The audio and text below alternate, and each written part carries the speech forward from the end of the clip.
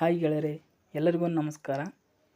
ಇವತ್ತಿನ ಈ ವಿಡಿಯೋದಲ್ಲಿ ಕನ್ನಡ ಕೃತಿಕಾರರಾದಂಥ ಕವಿಗಳಲ್ಲೇ ಶ್ರೇಷ್ಠ ಕವಿಯಾದಂಥ ಕವಿ ಕುಮಾರವ್ಯಾಸರ ಬಗ್ಗೆ ತಿಳಿಯೋಣ. ಕನ್ನಡ ಕೃತಿಕಾರರ ಪರಿಚಯ. ಕುಮಾರವ್ಯಾಸರು. ಕುಮಾರವ್ಯಾಸರ ಮೂಲ ಹೆಸರು ನಾರಾಯಣಪ್ಪ.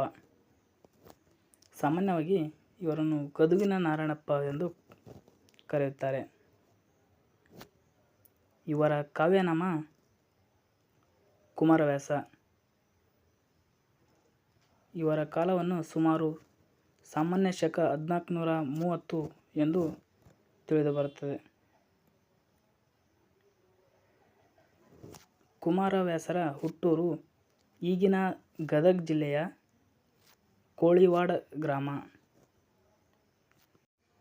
ಇವರು ಗದುಗಿನ ವೀರನಾರಾಯಣ ಗುಡಿಯಲ್ಲಿ ಕಾವ್ಯ ರಚನೆಯನ್ನು ಮಾಡಿದ್ದಾರೆ. ಈಗಲೂ ಸಹ ಆ ಗುಡಿಯಲ್ಲಿರುವ ಒಂದು ಕಂಬಕ್ಕೆ ಕುಮಾರವ್ಯಾಸನ ಕಂಬ ಎಂದು ಕರೆಯಲಾಗುತ್ತದೆ. ಕುಮಾರವ್ಯಾಸನ ಕಂಬ ಎಂದು ಕರೆಯಲಾಗುತ್ತದೆ. ಕುಮಾರವ್ಯಾಸನು ಈ ಕಂಬದಡಿಯಲ್ಲಿಯೇ ಈ ಕಾವ್ಯವನ್ನು ರಚಿಸಿ ಓದುತ್ತಿದ್ದ ಎಂಬ ಪ್ರತೀತಿ ಇದೆ. ಕುಮಾರವ್ಯಾಸನ ಪ್ರಸಿದ್ಧ ಕೃತಿ ಯಾವುದು ಎಂದರೆ ಅದು ಕರ್ನಾಟ ಭಾರತ ಕಥಾಮಂಜರಿ. ಇದಕ್ಕೆ ಗದುಗಿನ ಭಾರತ, ಕನ್ನಡ ಭಾರತ, ಕುಮಾರವ್ಯಾಸನ ಭಾರತ ಎಂದು ಕರೆಯಲಾಗುತ್ತದೆ.